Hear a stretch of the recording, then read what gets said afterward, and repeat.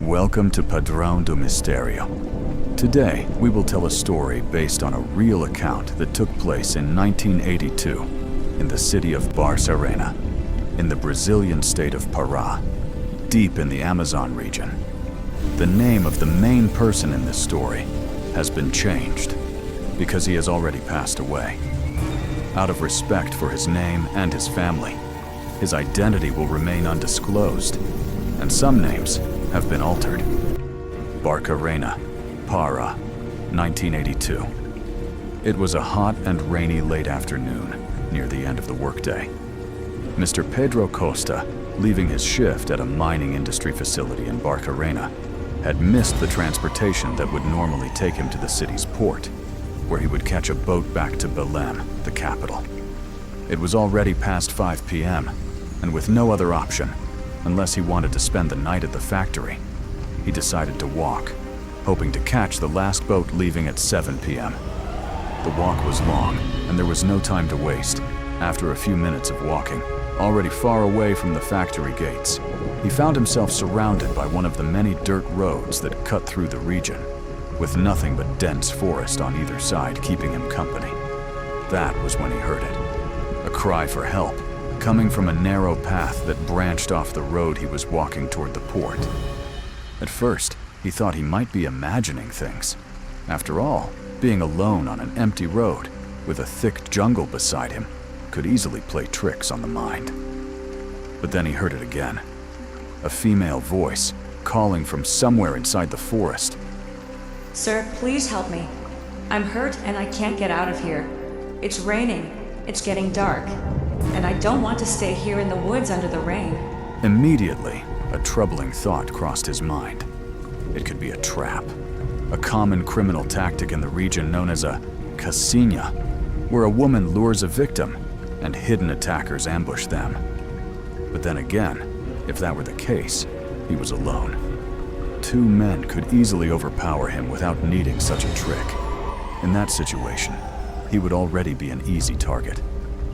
The woman's voice continued calling for help, so he decided to take the risk, because it could truly be a woman in danger, someone who genuinely needed help. He then called out, "Miss, where are you? I can hear your voice, but I can't see you.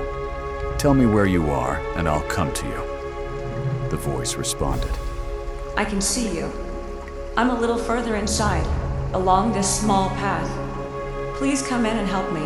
As he tried to locate her, he didn't notice that another resident from the area was approaching along the main road, walking in the opposite direction. The man simply greeted him with a "good afternoon" and kept walking. Thinking it might be safer not to face the situation alone, Mr. Pedro asked the stranger for help, explaining that there was a woman somewhere in the forest who sounded injured. The man hesitated. Suspicious, he thought it could be a trap as well. He said he couldn't do anything and suggested it might all be in Pedro's imagination. But suddenly, the female voice cried for help again. Pedro immediately said, "Did you hear that? I'm not imagining things. That's a woman asking for help. Please help me. I can see both of you." At that moment, the stranger agreed to help. Now it would be much harder for criminals to ambush two men. Both of them began calling out to the woman. She asked them to continue walking deeper into the forest. Don't stop, please. I'm a little further inside. Keep coming into the woods. Help. The sun began to disappear behind the trees, and both men started to worry about the situation. At that moment, Mr. Pedro realized he would almost certainly miss his boat back to Belém. But he knew something was more important than that. Helping someone who might truly be in danger. Leaving a wounded woman alone in the forest overnight was simply unthinkable. So the two men continued walking deeper along the narrow trail, calling out to her, asking her to help them find her location. Come closer. I can see you, but I can't move. "Miss, point us in your direction." They tried to calm her, but both men were beginning to feel nervous. The sun was gone, and the first stars were appearing in the sky. Between her desperate calls for help The two men exchanged glances. But now, those looks were no longer about helping each other. They were looks of fear.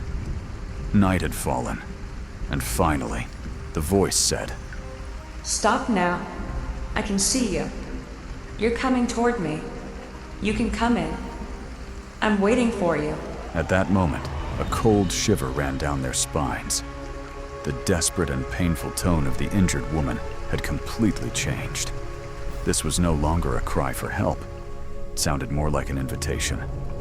Please, come in. You can help me now. You're very close to me. Why did you stop? That was when both men realized something terrifying.